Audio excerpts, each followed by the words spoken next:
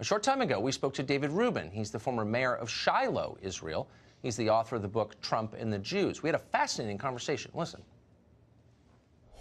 Mr. Rubin, thank you very much for joining us. There's a debate in the United States, as you're fully aware, over whether to erect a wall on our southern border to solve what is an immigration crisis. Israel has relevant experience with this exact topic. Will you explain what Israel did in response to its immigration crisis and the effect that the wall had on it? Well, we certainly do have that experience, Tucker.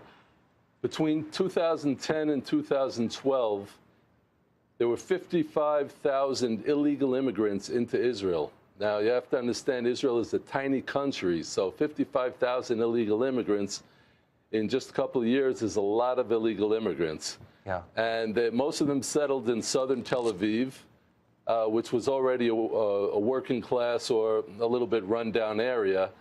The rapes and murders in southern Tel Aviv skyrocketed in those few years. The Israeli government, under pressure from the grassroots mainly, grassroots protests from the residents of South Tel Aviv and other towns that were being overrun by these illegal immigrants, the Israeli government made a decision that they were going to build a wall, a high-tech steel wall on the southern border, the border between Egypt and Israel. So it was built over the next few years. It was completed, almost completed by 2015. In 2016, the wall was up. 2016, there were 11 illegal immigrants who entered Israel.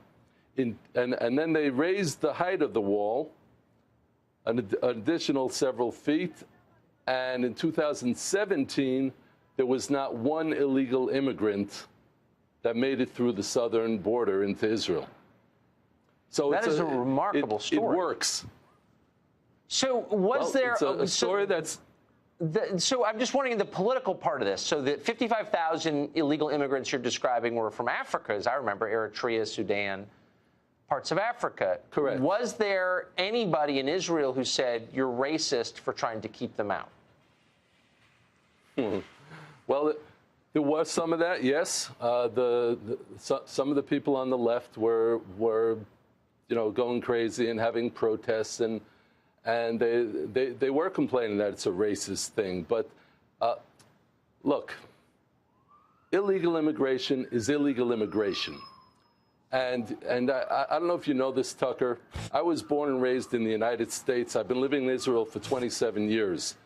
But the Jewish immigrants who came to America, and I wrote about this extensively in my book, Trump and the Jews, they came to America as legal immigrants. They came only to work hard and only to be full Americans. That was their goal. And so, I've heard people like Ocasio-Cortez from New York, the congresswoman, talking about how the immigrants, the migrants, are just like the asylum seekers, the Jewish immigrants who are seeking to escape the Nazis in World War II. It's an obscene comparison, and I've heard it too many times from the left. So, yes, there was some in the Israeli left who were complaining and who were even accusing the Israeli government of racism. But the fact is that now nobody's complaining. Everyone is happy that we don't have illegal immigration to Israel. That's an amazing story. And I hope that a lot of people watch this segment. Mr. Rubin, thank you for telling us what happened and your experience there. It's remarkable. You're welcome, Tucker. Good to be with you. Thank you.